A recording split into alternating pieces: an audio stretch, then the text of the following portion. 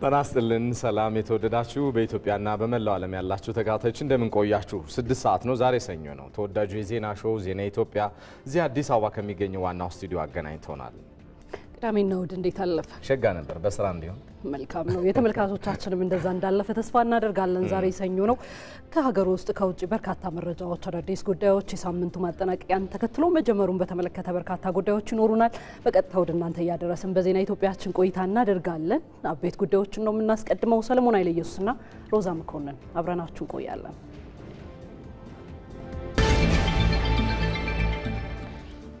በአማራ ክልል የአጀንዳ ማሰባሰብ ምክክር ምዕራፍ የተለያዩ የማህበረሰብ ክፍል ተወካዮች በአጀንዳዎቻቸው ላይ እየተወያዩበት ነው።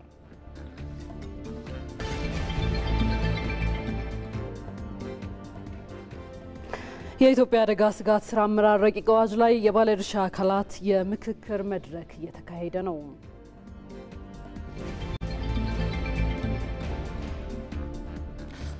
የኦሮሚያ ክልል 1402 የእርሻ ትራክተሮችን ከነመገጣጠሚያቸው ለሻሸመኔ ከተማ አርሶ አደሮች የህብረት ስራ ማህበራትና ዩኒየኖች አስረከበ።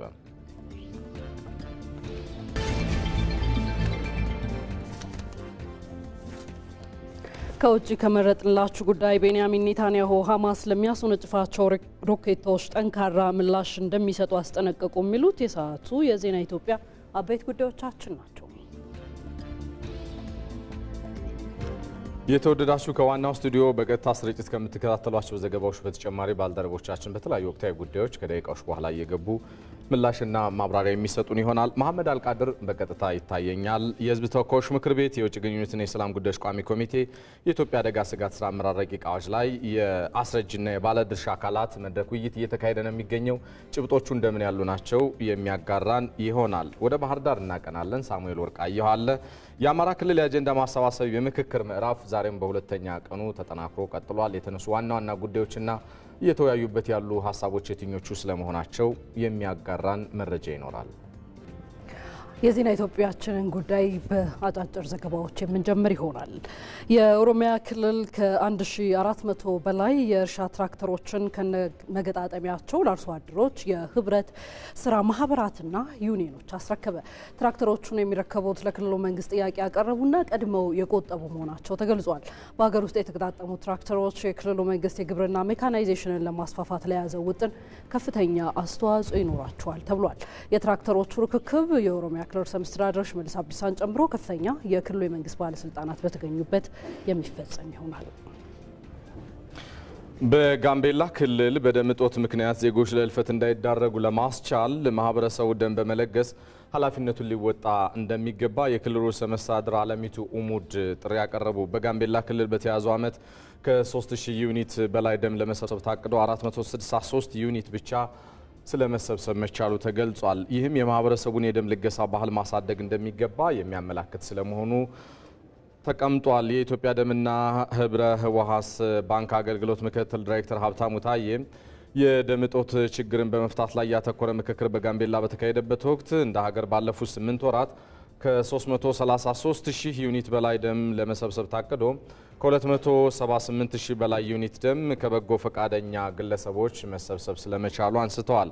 የጋምቤላ ክልል ርዕሰ መስተዳድር አለሚቱ ኡሙድ በክልሉ ያለው የደም አቅርቦት ከፍላጎት ጋር የሚጣጣም ባለመሆኑ የማህበረሰቡ የደም ልገሳ ባህል በማሻሻል ከደም እጥረት ጋር ተያይዞ የሚከሰተውን ህልፈት ማስቀረት እንደሚገባ መልእክታቸውን አስተላልፈዋል። በሰበር ችሎት ላይ ያሉ አሰራሮችን ለማጠናከር በትብብር ሊሰራ ይገባል ሲሉ የፌዴራል ጠቅላይ ፍርድ ቤት ፕሬዝዳንት ቴዎድሮስ ምህረት ተናገሩ። 7ኛ ዙር የፌዴራል ፍርድ ቤቶች ጉባኤ በቢሸፍቱ ከተማ ተካሂዷል።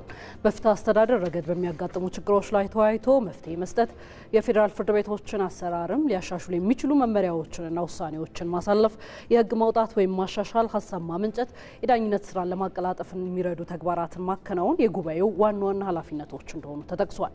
በዚህ ጉባኤ በፌዴራል ስርዓት ውስጥ የሰበር ችሎት ሚናና ተገባበር እንዲሁም የክልል ፍርድ ቤቶች እይታን በተመለከተም ውይይት ተካሂዷል። የፌዴራል ጠቅላይ ፍርድ ቤት ፕሬዝዳንት ቴዎድሮስ ምህረት ፍትህን ለማስፈን የሚሰሩ ስራዎች በቅንጅት ሊሰሩ ይገባል ብለዋል። ይሄ ጉባኤ በዋናነት በኢትዮጵያ ውስጥ በየትኛውም አካባቢ ያሉ ከዳኝነት አስተዳደር ጋር የተያያዙ ችግሮች ላይ ተወያይቶ የመፍትሄ ሀሳብ የሚያመነጭ ነው። በዚህ ልክ መዋቅራዊ እና ሌሎች ድጋፎች ኖረውት እየሰራ አልነበረም። ይሄንን ለመቅረፍ በሚያስችል ሁኔታ በሰበር ጉዳዮች ላይ ውይይት እየተደረገ ነው። እንደሚታወቀው የፌደራል ስርዓት ስለሆነ የምንከተለው በየራሳችን ሄደን ፍትህን ማሳካት አንችልም፣ ፍትህን ማስፈን አንችልም። የፍትህ ጉዳይ የሁላችንም ጉዳይ ነው። በድንበር የማይወሰን በስልጣን ገደብ የማይታጠር በአካባቢ የማይወሰን ስለሆነ ይሄንን የጋራ ጉዳይ ውጤታማ በሆነ ሁኔታ ማስተዳደር እንዲቻል በጋራ መነጋገር ያስፈልጋል። በአንዱ አካባቢ ያለውን ችግር የሁሉም ሆኖ በጋራ መፍትሄ መፈለግ ያስፈልጋል። ይህንን ታሳቢ ያደረገ ነው ይሄ ጉባኤ። ከዚህ ጋር ተያይዞ የፌዴራል ጠቅላይ ፍርድ ቤት ዳኛ ተወቀና በሰበር ችሎት አሰራር ላይ የተናበበ ስርዓት ለመዘርጋት መድረኩ አስተዋጽኦ አለው ብለዋል። የክልል ጉዳዮች የሚታይበት አንደኛ ህገ መንግስትን የሚቃረን ውሳኔ ሲሆን፣ ሁለተኛ ህግ ስጣስ የክልል ህግ ስጣስ አተረጓጉሙ ስጣስ የክልል ህግ አተረጓጉም ላይ ችግር ከተፈጠረ ስህተት ከሆነ ይሄ ስህተት ፍትህን የሚያዛባ ጉሊ የህግ ስህተት ሲሆን ይሄ ብቻ አይደለም። ጉዳዮቹ የህዝብ ጥቅም እና አገራዊ ፋይዳ ካላቸው ብቻ ነው እዚህ የሚታዩት። ሌላው ሶስተኛው መስፈርት የክልል ጉዳይ ከሆነ የሰበርን ውሳኔ የሚቃረን ከሆነ አስገዳጅ የሰበር ውሳኔ መጀመሪያ መለየት ያለበት አስገዳጅ የሰበር ውሳኔ የትኛው ነው የሚለው ያንን የሚቃረን የክልል ፍርድ ቤቶች ውሳኔ ካለ ሰበር ያርመዋል ማለት ነው። በዚህ መልክ ሰበር የሚሰጣቸው አስገዳጅ ትርጉሞች ተፈጻሚ እንዲሆን የመቆጣጠር ኃላፊነቱን ይወጣል። ይሄንን መቆጣጠሩ ደግሞ ስርዓት ማስጠበቅ ይሆናል። ፍርድ ቤቶች አንድ ከተወሰነ የሰበራ ዋና ዓላማው ወጥ ተገማች የህግ አተረጓጓም እንደ ሀገር እንዲኖር የተረጋጋ የህግ አተረጓጓም እንዲኖር ለማስቻል ስለሆነ በዛ መልክ ይቆጣጠረዋል ማለት ነው። የተወደዳችሁ ዜና ኢትዮጵያን በቀጥታ ስርጭት ዘገባዎቹ እየተከታተላችሁ ትገኛላችሁ። አሁን ደግሞ ባልደረቦቻችን በወቅታዊ ጉዳዮች ዙሪያ በየስምሪቶቻቸው ምላሽና ማብራሪያ ወደሚሰጡባቸው ዘገባዎች ነው የምንሻገረው። የህዝብ ተወካዮች ምክር ቤት የውጭ ግንኙነትና የሰላም ጉዳዮች ቋሚ ኮሚቴ የኢትዮጵያ አደጋ ስጋት ስራ አመራር ረቂቅ አዋጅ ላይ የአስረጅና የባለድርሻ አካላት መድረክ ተካሂዷል። ረቂቅ አዋጁ የኢትዮጵያ አደጋ ስጋት ስራ አመራር ኮሚሽን ምክር ቤት መቋቋምን በተመለከተ ድንጋጌዎችና ስለ ኮሚሽኑ ተግባርና ኃላፊነት እንደዚሁም ደጋፊ የፌዴራሉ ተቋማትና የክልል መንግስታት ተግባርና ኃላፊነት ስለ አደጋ ተጋላጭነትና ተጎጂዎች መብትና ግዴታ የያዘ ስለመሆኑ ተጠቅሷል። የኢትዮጵያ የአደጋ ስጋት ረቂቅ አዋጅ 7 ክልሎችና 47 ክፍሎችና 40 አንቀጾችንም የያዘ ስለመሆኑ በውይይቱ ተነስቷል። እዚህ ጉዳይ ላይ ልንቆይ ነው የተወደዳችሁ። ይህንን ውይይት የተካተለ የሚገኘው ዘጋቢያችን መሐመድ አልቃድር ተጨማሪዎችን ሊያጋራን በቀጥታ መስመራችን ላይ ነው የሚገኘው። ሰላም ላንተ መሐመድ፣ እንደምን ቆየህ? የተካተልከው ባለው ውይይት በተለይ በረቂቅ አዋጁ ላይ የተነሱ ዋና ዋና የአስረጅነት ሀሳቦች ምንድናቸው የሚለውን ንገረን እስኪ። አመሰግናለሁ ሰለሞን። እንግዲህ የኢትዮጵያ አደጋ ስጋት አመራር ረቂቅ አዋጅ ላይ ውይይቶች ተደርገዋል። ዛሬ እንግዲህ የውጭ ግንኙነትና የሰላም ጉዳዮች ቋሚ ኮሚቴ ይህንን ረቂቅ አዋጅ በተመለከተ ከባለድርሻ አካላት ጋር ውይይቶችን፣ ሀሳቦችን ሲንሸራሸርበት ነበር። በዚህ ረቂቅ አዋጅ ላይ እንግዲህ በዋናነት በሀገሪቱ የሚደርሱ አደጋዎችን አስቀድሞ ከመከላከል አደጋዎች ከደረሱም በኋላ የሚደረጉ ድጋፎችን በተመለከተ በርከት ያሉ ሀሳቦች ከክልሎችም እንዲሁም ደግሞ ከሌሎች ተቋማት ተወካዮች የተነሱባቸው ነበሩ። የኢትዮጵያ የአደጋ ስጋት አመራር ኮሚሽን እንደሚታወቀው አደጋዎችን ቀድሞ የመከላከል ስራዎችን አደጋዎች ከተከሰቱም በኋላ ድጋፍ የማድረግ ስራዎችን ያከናውናል። እነዚህን ድጋፎች በሚያደርግበት ጊዜ ፈንዶችን ወይንም ደግሞ ገቢዎችን የሚያገኝበት መንገዶች በጣም የረዘሙ እጅግም ውስብስብ የነበሩ ሂደቶች እንዳሏቸው ነው የተነሳው። ይህ ደግሞ ከራስ አቅም የመነጩ አለመሆናቸው ፈንዶቹን በተገቢው ልክ ፍትሐዊም በሆነ መንገድ ለመጠቀም አስቸጋሪ ሲሆን መቆየቱ ነው የተነሳው። እንግዲህ ከውጭ ከሌሎች ሀገራት የሚደረግ ድጋፍ አስተማማኝ አይደለም። ይህንን ለመሻር እንግዲህ በአዋጁ ላይ በራስ አቅም የገቢ አቅምን ወይንም የፈንድ የማሰባሰብ ስራን በራስ አቅም እንዲደረግ የማስቻል ሂደቶች ተቀምጠዋል። ይህንን ለማድረግ ደግሞ የተለያዩ ተቋማት ኃላፊነት አለባቸው፣ እሱን መወጣት አለባቸው። በዚህ አዋጅ ላይም በዝርዝር የተቀመጠ ጉዳይ ሆኗል። ግለሰቦች ከሚጠቀሟቸው አገልግሎቶችም ገቢ እንዲሆን ለዚህ ለአደጋ ስጋት አመራር ኮሚሽን በሚቋቋመው ምክር ቤት በዛም በሚቋቋም ፈንድ ገቢ እንዲደረግ የሚያስችሉ ሁኔታዎች መመቻቸታቸው ነው የተገለጸው። እንግዲህ በዚህ ረቂቅ አዋጅ ላይ ክልሎች ፈጣን የሆነ ምላሽን አይሰጡም። ይህ በሚሆንበት ሰዓት ምን አይነት የህግ ተጠያቂነቶች ይኖራሉ የሚሉ ጥያቄዎች ተነስተዋል።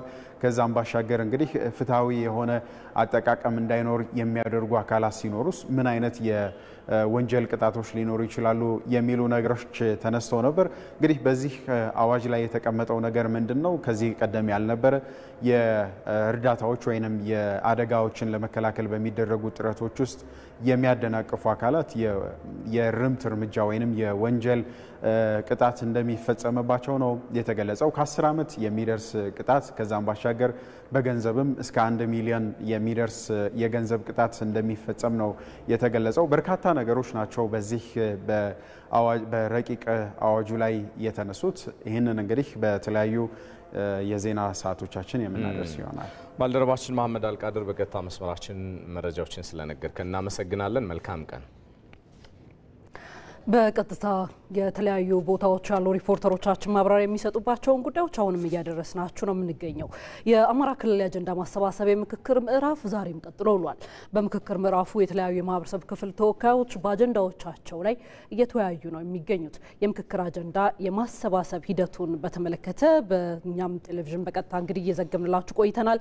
ዛሬ ያለው ውሎ ምን ይመስላል ስንል ደግሞ ወደ ባህር ዳር ሳሙኤል ወርቃየሁን ልናገኘው ነው።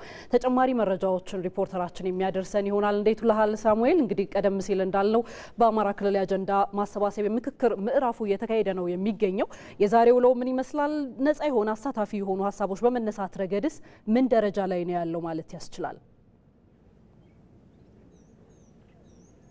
አመሰግናለሁ። እንግዲህ እናንተም ቀደም ሲል እንደገለጻችሁት እንዲሁም ባለፉት ከቀናት በፊት ወይም ደግሞ ከትላንት በስቲያ እንግዲህ የሀገራዊ ምክክር ኮሚሽን በአማራ ክልል በባህር ዳር ከተማ የአጀንዳ ማሰባሰብ ምዕራፉን ማካሄድ ጀምሯል። በተለይ ከትላንት ወዲያ በመክፈቻ ንግግር ከተከፈተ በኋላ እንግዲህ በትላንትናው ዕለት የተለያዩ 10 የማህበረሰብ ክፍሎችን የወከሉ ከ4500 በላይ የሚሆኑ የህብረተሰብ ተወካዮች እንግዲህ በተለያዩ አጀንዳዎችን እያወጣጡና አጀንዳዎቹ ዙሪያ እየተወያዩ ይገኛሉ። እንግዲህ ትላንት ይህ የተጀመረው ትላንት የተሻገሩት ደግሞ ወደ ዛሬ በማምጣት ማለት ነው። በተለይ በዛሬው ዕለትም ከትላንት የተሻገሩ የተለያዩ አጀንዳዎችና የተለያዩ ሀሳቦችን እያወጣጡ ተወካዮች እየተወያዩ ይገኛሉ ማለት ነው። እኛም እንግዲህ ዞር ዞር ብለን በተለይ የተለያዩ የማህበረሰብ ክፍሎች ተወካዮችን ለማናገር ሞክረን ነበር። በተለይ ከመምህራን፣ ከወጣቶች፣ ከሀገር ሽማግሌዎች፣ ከድሮችና ከመሳሰሉ የህብረተሰብ ክፍሎችን የወከሉ ተወካዮች እንዳሉት በተለይም ደግሞ ይህ የሀገራዊ ምክክር ኮሚሽን የምክክር መድረክ እንግዲህ በጉጉት ሲጠበቅ የቆየ መሆኑን ነግረውናል። በተለይም እነሱም የተለያዩ የወክሏቸው ማህበረሰቦችን አጀንዳዎችና ጥያቄዎችን እንደ ክልል ያሻግራሉ ያሏቸውን እንዲሁም ደግሞ እንደ ሀገር አቀፍ ደረጃም አንድነትና መግባባትን ያመጣሉ ያሏቸውን አጀንዳዎች እያወጡና እየተወያዩ መሆናቸውን ነው እንግዲህ የተናገሩት። በተለይም ደግሞ እንደ ሀገር ብሎም እንደ ክልል አለመግባባቶችና ግጭቶችን የሚረግቡበትን መንገድ ግጭቶች መነሻቸው ምንድነው የሚለውና እንደውም መፍትሄያቸውን ጭምር በአጀንዳ መልኩ እያስቀመጡ መሆናቸውን ነው የገለጹልን። ከዛ በተጨማሪም በተለይ እንግዲህ ይህ የአጀንዳ የምክክር ኮሚሽን አጀንዳ ማሰባሰብ ምዕራፍ ገለልተኛና እንዲሁም ደግሞ በተለይ የተወካዮችም እንዲሁም ማህበረሰቡ የወክላቸው ወኪሎችም ሀሳባቸውን በነጻነትና አካታች ሆነው የሚሳተፉበት መድረክ እንደመሆኑ መጠን ከዚህ ያነጋገርናቸው ወይም ደግሞ የሚሳተፉ ተወካዮችም ሀሳባቸውን በነጻነት የሚያሰፍሩበት እንደ ክልል ብሎም እንደ ሀገር ያሻግራሉ ያሏቸውን አጀንዳዎች እያሰፈሩና እያረቀቁ ያሉበትን ሁኔታ ተመልክተናል። እነሱም እንግዲህ ሀሳባቸውን አጋርተውናል ማለት ነው። እንግዲህ ከትላንት የተሻገሩ አጀንዳዎች ዛሬ እያጠቃለሉ ይገኛሉ። ዛሬ የማስፈርና የማሰባሰብ ስራዎች ነው እየሰሩ የሚገኙት። እነዚህ የማህበረሰብ ክፍሎች ደግሞ እንግዲህ ነገ ተወካዮቻቸውን በመምረጥ ነገ የሚያጠናቅቁ ይሆናል። ተወካዮቻቸው ደግሞ አጀንዳቸውን እንደ አማራ ክልል የተወጣጣውን አጀንዳ የሚወክሉትን አጀንዳ የሚያስረክቡ ይሆናል ማለት ነው። እንግዲህ ከነገ በስቲያ ከረቡዕ በኋላ ማለት ነው እስከ ሚያዝያ 4 ባለው ደግሞ ሌሎች የማህበረሰብ ክፍሎች የሚሳተፉ ይሆናል። የፖለቲካ ፓርቲዎችን ጨምሮ ሌሎች ማህበራትና ምሁራንና ማህበረሰብ አንቂዎችም ጭምር በዚሁ መድረክ ላይ ተሳትፎ ደግሞ እነሱም ሀሳባቸውን አጀንዳቸውን የሚያስረክቡና የሚወያዩ ይሆናል ማለት ነው። እንግዲህ እስከ ሚያዝያ 4 ድረስ በሚቀጥለው የዚህ የምክክር አጀንዳ ማሰባሰብ እንደ ሀገር ይጠቅማሉ። ከዚህ በፊት የመጣነባቸውን ግጭቶችና አለመግባባቶችና የሀሳብ ልዩነቶችን ይፈታሉ ተብለው የሚታሰቡ አጀንዳዎች እንደሚሰባሰቡ ይጠበቃል። እንግዲህ የዛሬው ውሎ ይህን ይመስላል። ሳሙኤል እናመሰግናለን። በአማራ ክልል ያለውን እየተካሄደ የሚገኘውን የአጀንዳ ማሰባሰብ ምዕራፍ በተከታይነትም የምንዘግብ ይሆናል። ተመልካቾቻችን ዜናዎቻችን እንደቀጠሉ ናቸው። በኢትዮጵያ የአፈር ለምነት ችግር በአርሶ አደሮች ምርታማነት ላይ ተጽዕኖ እያሳደረ እንደሚገኝ ተገለጸ። የተጎዱ የእርሻ መሬቶች እንዲያገግሙ የሚያስችል ፕሮጀክት ታዲያ ይፋ ተደርጓል። ዘጋቢያችን ተስፋዬ ለሜሳ ተከታትሎታል። በኢትዮጵያ የአፈር ለምነት ችግር በአርሶ አደሮች ምርታማነት ላይ ፈተና እየሆነ የሚገኝ ነው። የአፈር አሲዳማነት፣ የአካባቢ መራቆትና የአፈር ጨዋማነት መጨመር ለችግሩ መባባስ ዋነኛ ምክንያቶች ናቸው። በኢትዮጵያ 7.5 ሚሊዮን ሄክታር የእርሻ መሬት አሲዳማ የሆነና ጉዳት የደረሰበት እንደሆነ የግብርና ሚኒስቴር መረጃ ያመላክታል። በተለይ በኦሮሚያ፣ አማራና ማዕከላዊ ኢትዮጵያ ክልሎች ያለው ችግር አሳሳቢ እየሆነ መጥቷል። አሁን ባደረግነው ጥናት ወደ 1.9 ሚሊዮን ሄክታር የሚሆነው የአፈር አሲዳማነት ችግር ያለበት ነው። ሌላም የጨዋማነት ችግር አልፎ አልፎ ይታያል። በምስራቅ አማራ በተለይ ምዕራብ አማራው ከፍተኛ የዝናብ መጠን የሚያገኘው አካባቢ የአፈር አሲዳማነት ችግር ያለበት ነው። ይህን ችግር ለመቅረፍ በርካታ ስራዎች እየሰራ እንገኛለን። ኖራ እየገዛን አፈርን የማከም ስራ ለአርሶ አደሩ ኤክስቴንሽን ስራ እየተሰራ ይገኛል። በዚህ ዓመትም የተቀናጀ የተፈጥሮ ልማትና ጥበቃ ተፋሰስን ማዕከል ያደረገ ስራ በሰፊው እየተሰራ ነው ያለ። እንደጋማ አካባቢዎች ላይ የአፈር አሲዲቲ ወይም ሶል አሲዲቲ የምንለው ጉዳይ በጣም አንዱ ትልቅ ችግር ነው። ወደ ቆላማዎቹ አካባቢ ደግሞ በማስኖ የሚለማባቸው አካባቢዎች ስንመጣ ደግሞ የአፈር ጨዋምነት ወይም ሶይል ሳሊኒቲ የምንለው ጉዳይ ደግሞ ትልቅ ችግር እየሆነ ይመጣል ማለት ነው። ምርትና ምርታማነትም ላይም እያሳደረ ያለው ተጽዕኖም እጅግ ከፍተኛ ነው። ኖራ ማከም አንዱ የአፈር አሲዳማነትን ከመቀነስ አንጻር ትልቅ ትርጉም ያለው ነው። በኖራ አርሶ አደር ኖራ እንዲጠቀም የምክር ሀሳብ የማቅረብ ኖራ እንዴት ደግሞ መጨመር አለባቸው፣ በምን ወቅት መጨመር አለባቸው፣ በአንድ ሄክታር ላይ ምን ያክል መጨመር አለባቸው የሚለውን አጠቃላይ እያስተማረ ነው። በኢትዮጵያ የኔዘርላንድ ኤምባሲና በአውሮፓ ህብረት የገንዘብ ድጋፍ በሶስቱ ክልሎች የተጎዳ አፈርን እንዲያገግም ለማድረግ ያለመ ፕሮጀክት ይፋ ተደርጓል። በዚህ ፕሮግራም በዚህ በ4 ዓመት ውስጥ እንደ እቅድ ያዝነው ወደ 100 ሺህ የሚሆኑ አርሶ አደሮች ጋር እንደርሳለን።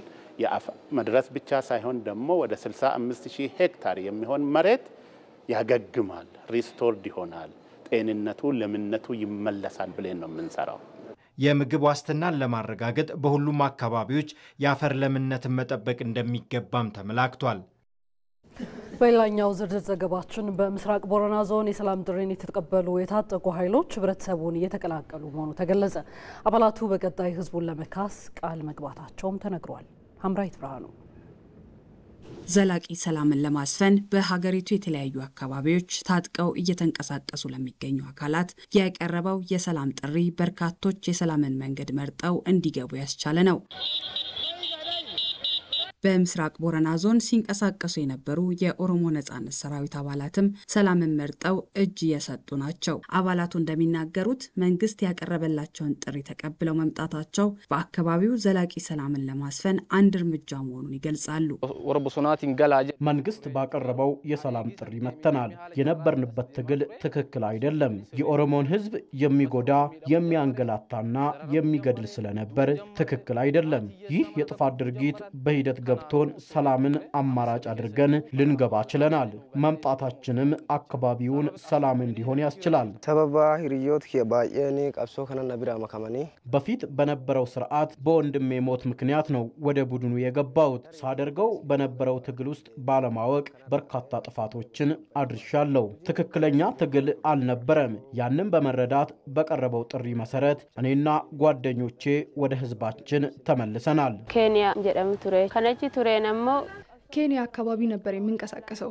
ለኦሮሞ ሕዝብ ነጻነት በሚል የስህተት ዓላማን ይዤ ነው ቡድኑን የተቀላቀልኩት። ብዙ ጊዜ ያመኝ ስለነበረ ጦርነቱ ላይ ብዙም አልተሳተፍኩም። አሁን ሰላምን መርጫለሁ፣ ግን ያለፉትን ዓመታት ጥቅም የሌለው ተግባር ላይ ነው ያሳለፍኩት። ባለንበት ጊዜ ጓደኞቼ የዩኒቨርሲቲ ተማሪዎች ናቸው። የተቃጠሉብኝ ዓመታት በጣም ይቆጩኛል። ሌሎችም በጫካ ያሉ ወገኖች እንዲመጡ ጥሪን አስተላልፋለሁ። የምስራቅ ቦረና ዞን ምክትል አስተዳዳሪ ታጁራ ኦዳ በመንግስትና ህዝብ በተደረገው የሰላም ጥሪ ዞኑ ከነበረበት የሰላም እጦት ወደ ተሻለ ሰላም መምጣቱን ተናግረዋል። ባለፉት 6 ዓመታት በጸጥታ ምክንያት ህዝቡ በሰላም ወጥቶ ሰላም አይገባም ነበር። እንዲሁም ሰው እየገደሉ ንብረት እየዘረፉ እየወደሙ ኤናይል ሲያሳልፉ የነበሩ ናቸው። በአሁኑ ሰዓት በዞኑ የሀገር ሽማግሌዎች ባረጉት ጥሪ መሰረት ውጪ የነበሩት ከዚህም በፊት ህዝቡን ሲገሉ የነበሩ በሰላም መንገድ እየገቡ ነው ማለት ነው። ይሄ 4 ወረዳ ውስጥ ከዚህም በፊት ኃይለኛ ከፍተኛ ችግር ነበር። አሁን ወደ ሰላም የመጣበት ሁኔታ አለ። በቅንጅት ኦፕሬሽን በማድረግ ወደ 51 በላይ እጅ ሰጥተው በሰላም መንገድ እየገቡ ነው። የቀሩትም በሰላም መንገድ እንዲመጡ ህብረተሰባችን አባገዳዎችና ሀለሲቄዎች ጥሪ አስተላልፏል። አጠቃላይ በዞናችን ተጨባጭ ሁኔታ ወደ ሰላም እየመጣበት ሁኔታ ላይ ነው የሚገኘው። የዜጎች ደህንነትን ለማረጋገጥና የልማት ስራዎችን ለማከናወን እንዲቻል በሀገሪቱ የተለያዩ አካባቢዎች ታጥቀው ለሚንቀሳቀሱ ኃይሎች መንግስት የከፈተው የሰላም በር ለበርካቶች የሰላም ተስፋን የሰጠ መሆኑን የዘገበው የምስራቅ ቦረና ኮሚኒኬሽን ጽህፈት ቤት ነው። ይህ ዜና በቀጥታ እየተላለፈላችሁ የሚገኘው እዚህ አዲስ አበባ ከሚገኘው የኢቢሲ ዋናው ስቱዲዮ ነው። ከውጭ የመራረጥናቸውን ጉዳዮች እናጋራችሁ። በዲሞክራቲክ ሪፐብሊክ ኮንጎ ዋና ከተማ በደረሰ የጎርፍ አደጋ ከ30 በላይ ሰዎች ለህልፈት ተዳረጉ። በዋና ከተማዋ ኪንሻሳ በጣለው በዚሁ ከባድ ዝናብ ሳቢያ ከተማዋን አቋርጦ የሚያልፈው የኔጂዲ ወንዝ ሞልቶ ወደ ዋናው መንገድ በመፍሰሱ ሳቢያ የደረሰ የጎርፍ አደጋ ስለመሆኑ ነው የተዘገበው። 17 ሚሊዮን የሚጠጉ ዜጎች የሚኖሩባት ኪንሻሳ ከተማ ገዢ ጉባ ዳምቦ ሉባኪ በአደጋው ሳቢያ የተቋረጡ መሰረተ ልማቶችን በፍጥነት አገልግሎት እንዲሰጡ ለማድረግ እየተሰራ መሆኑን መናገራቸውን የዘገበው አልጀዚራ ነው። ክልላኛው የውጭ ዜና ፈረንሳይና አልጄሪያ ተቋርጦ የነበረውን ግንኙነታቸውን ለመቀጠል የሚረዳ ዲፕሎማሲያዊ ውይይቶችን ማድረግ መጀመራቸው ተነገረ። በፓሪስና በአልጀርስ መካከል ያለው ግንኙነት ለዓመታት ግልጸኝነት የጎደለው ሲሆን የፈረንሳዩ ፕሬዝዳንት ኢማኑኤል ማክሮን ለምዕራብ ሰሃራ ግዛት የራስ ገዝ አስተዳደር እውቅና መስጠታቸው አልጄሪያን አስቆጥቷት ቆይቷል። የፈረንሳይ ባለስልጣናት ከአልጄሪያ ጋር ያለው የተቀዛቀዘ ግንኙነት ለማደስ ውይይት ማድረጋቸው ተስፋ እንዳሳደረም ፍራንስ 24 ዘግቧል። በሌላ የውጭ ዜና ኔታንያሁ ሐማስ ለሚያስወነጭፋቸው ሮኬቶች ጠንካራ ምላሽ እንደሚሰጡ ዛቱ። ባለፈው ወር የተኩስ አቁም ስምምነቱ ከፈረሰ ወዲህ እስራኤል በጋዛ የምታደርገውን ወታደራዊ እንቅስቃሴ አጠናክራ ስለመቀጠሏ ተዘግቧል። ሐማስ በ2 ሳምንታት ጊዜ ውስጥ በእስራኤል ላይ ከ10 ያላነሱ ሮኬቶችን ያስወነጨፈ ሲሆን ለዚህም ምላሽ በሚል በአንድ ቀን የእስራኤል ጥቃት የ44 ፍልስጤማውያን ሕይወትን ቀጥፈዋል። ከሟቾቹ ውስጥም ህጻናት እንደሚገኙበት ተዘግቧል። በግዛቱ አንጻራዊ መረጋጋትን ያስገኘው የ2 ወር የተኩስ አቁም ስምምነት ካበቃ ወዲህ ከፈረንጆቹ መጋቢት 18 በኋላ መሆኑ ነው። እስራኤል በጋዛ ወታደራዊ ጥቃቷን አጠናክራ ስለመቀጠሏ ተገልጿል።